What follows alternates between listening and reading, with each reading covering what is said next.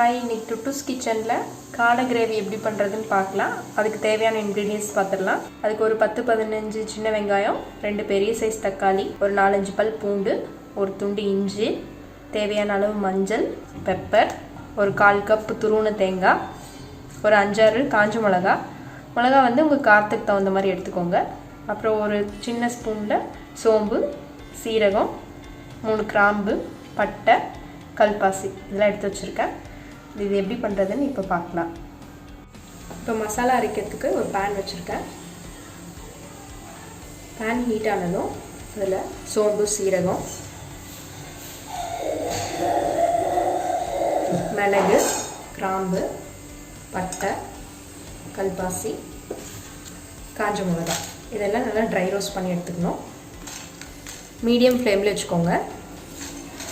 இப்போ இதெல்லாம் நல்லா கலர் மாதிரி வர அளவுக்கு கொஞ்சம் லைட்டாக கம்மி இதிலே வச்சு ஃப்ரை பண்ணிக்கோங்க.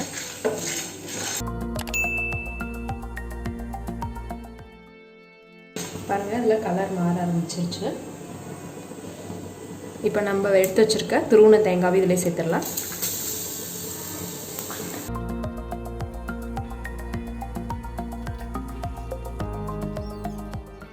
இப்போ அவ்வளோதான், அடுப்பு ஆஃப் பண்ணிடலாம். இப்போ இது ஒரு மிக்ஸி ஜார்க்கு மாற்றி வச்சிடலாம். இது ஆறட்டும்.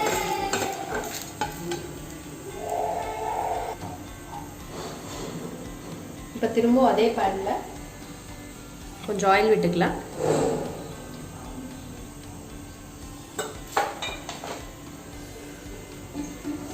ஆயில் ஹீட் ஆனதும் நம்ம எடுத்து வச்சுருந்த வெங்காயம், பூண்டு, இஞ்சி, தக்காளி எல்லாத்தையும் வணக்கி எடுத்துக்கலாம். வெங்காயம் சேர்த்துக்கலாம்.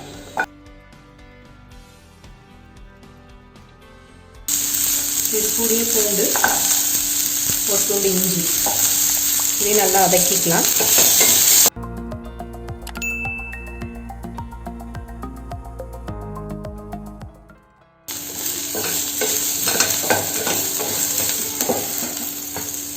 இப்போ ஆனியன் நல்லா கலர் மாறிடுச்சு. கட் பண்ணி இந்த தக்காளி சேர்த்துக்கலாம்.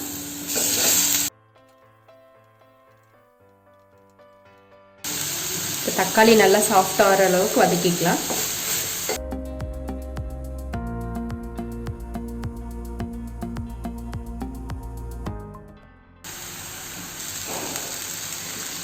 தக்காளி நல்லா வதங்கி சாஃப்டாக ஆரம்பிச்சிருச்சு. இப்போ இதுக்கு தேவையான அளவு மஞ்சள் தூள் சேர்த்துக்கலாம்.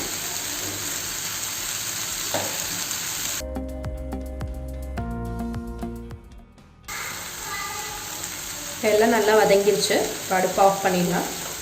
இது ஆறட்டும். இப்போ நம்ம ட்ரை ரோஸ்ட் பண்ண மசாலா கூடயே வெங்காயம், தக்காளி, இஞ்சி, பூண்டு வதக்குனதையும் இதிலே போட்டு ஃபுல்லாக ஃபைன் பேஸ்ட்டாக அரைச்சி வச்சுருக்கேன். இப்போ கிரேவிக்கு ஒரு பேன் எடுத்து வச்சுருக்கேன். இதில் தேவையான அளவு ஆயில் ஊற்றிக்கோங்க. இப்போ ஆயில் ஹீட் ஆனதும் ஒரு காஞ்ச மிளகா, ஒரு கருவேப்பிலை கொத்து,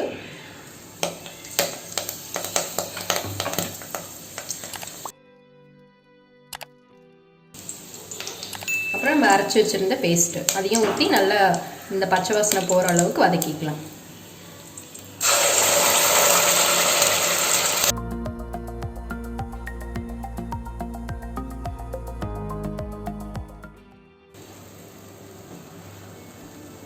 இப்போ இந்த மசாலாவுக்கு தேவையான உப்பு சேர்த்துக்கலாம். பாருங்கள், மசாலாவும் நல்லா கலர் மாறிடுச்சு. இப்போ அதே மிக்ஸி ஜாரில் இருக்கிற தண்ணி ஊற்றி வச்சுருக்கேன். அதை அலசி இதில் ஊற்றிடலாம்.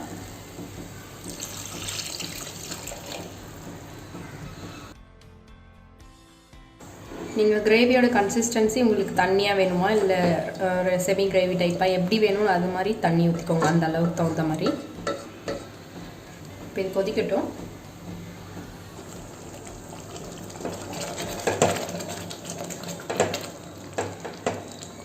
பாருங்கள், மசாலா நல்லா குக்காய் ஆயிலெல்லாம் பிரிஞ்சு வந்துருச்சு. இந்த டைமில் நம்ம காடையை சேர்த்துக்கலாம். இன்றைக்கி 3 காடை எடுத்து வச்சுருக்கேன். அது ஒரு பீஸாக கட் பண்ணி வச்சுருக்கேன். ரொம்ப பெரிய பீஸாக இருக்க வேண்டான்ட்டு. உங்களுக்கு ஃபுல் காடையை அப்படியே போடணுன்னாலும் போட்டுக்கலாம்.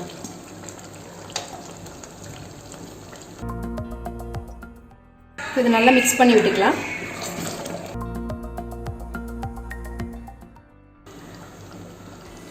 இப்போ இது கொதிக்கட்டும். இப்போ லிட் போட்டு மூடி வச்சிடலாம். நீங்கள் இது வேணும்னா இந்த டைமில் குக்கரில் 2 விசில் விட்டுக்கலாம். நான் இன்றைக்கி இதிலே பண்ணி காட்டுறேன். இப்போ ஒரு 15 மினிட்ஸ் ஆயிருக்கு. இது ஓப்பன் பண்ணி பார்க்கலாம்.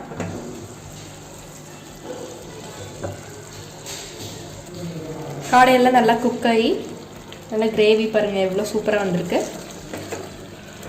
இப்போ இந்த அளவில் கிரேவி கன்சிஸ்டன்சி போதுன்னா இந்த ஸ்டேஜ்லேயே ஆஃப் பண்ணிக்கலாம். இன்னும் உங்களுக்கு கெட்டியாக வேணும்னா இன்னும் ஒரு 2-3 மினிட்ஸ் இப்படியே குக் ஆச்சுன்னா இன்னும் கெட்டியாகிடும். இன்னும் நல்லாயிருக்கும். அப்போது அவ்வளோதான், சூப்பராக குக் ஆயிடுச்சு. இந்த காடை கிரேவி பார்த்திங்கன்னா உங்களுக்கு பரோட்டாக்கு, சப்பாத்திக்கு, இட்லி, தோசை, சாதம் எல்லாத்துக்கூடையும் நல்லாயிருக்கும். சிக்கன் பண்ணி கொடுக்கறதுக்கு பதிலாக இந்த மாதிரி காடை பண்ணி கொடுத்தீங்கன்னா குழந்தைங்களும் நல்லா லைக் பண்ணி சாப்பிடுவாங்க. உடம்புக்கும் ரொம்ப நல்லது. சிக்கன் அவாய்ட் பண்ணிட்டு இந்த மாதிரி ட்ரை பண்ணிங்கன்னா ஹெல்த்துக்கு ரொம்ப நல்லது. இப்போ வந்து இந்த ஸ்டேஜ்லேயே நான் ஆஃப் பண்ணிட போகிறேன். ஏன்னா நான் இன்றைக்கி ரைஸ் கூட சாப்பிட போகிறோம் லஞ்சுக்கு. உங்களுக்கு இந்த மாதிரி சப்பாத்தி பரோட்டாக்கான இன்னும் ஒரு 2-3 மினிட்ஸ் குக் பண்ண பின்னாடி ஆஃப் பண்ணிவிடுங்க. ஆஃப் பண்ணிடலாம். வாசனை சூப்பராக இருக்குது. நாங்கள் இப்போ ரைஸோடு சாப்பிட போகிறோம். நீங்களும் இந்த ரெசிபியை ட்ரை பண்ணி பாருங்கள். ட்ரை பண்ணி பார்த்துட்டு எனக்கு கமெண்ட்டில் சொல்லுங்கள். தேங்க்யூ. இந்த வீடியோ யூஸ்ஃபுல்லாக இருக்கும் நம்புகிறேன். தொடர்ந்து நம்ம சேனலை சப்போர்ட் பண்ணுங்கள். உங்கள் டவுட்ஸை கமெண்ட்டில் கேளுங்க. டுட்டூஸ் கிச்சனை லைக் பண்ணுங்கள். ஃப்ரெண்ட்ஸ் அண்ட் ஃபேமிலிக்கு ஷேர் பண்ணுங்கள். அப்படியே சப்ஸ்கிரைப் பண்ணிக்கோங்க.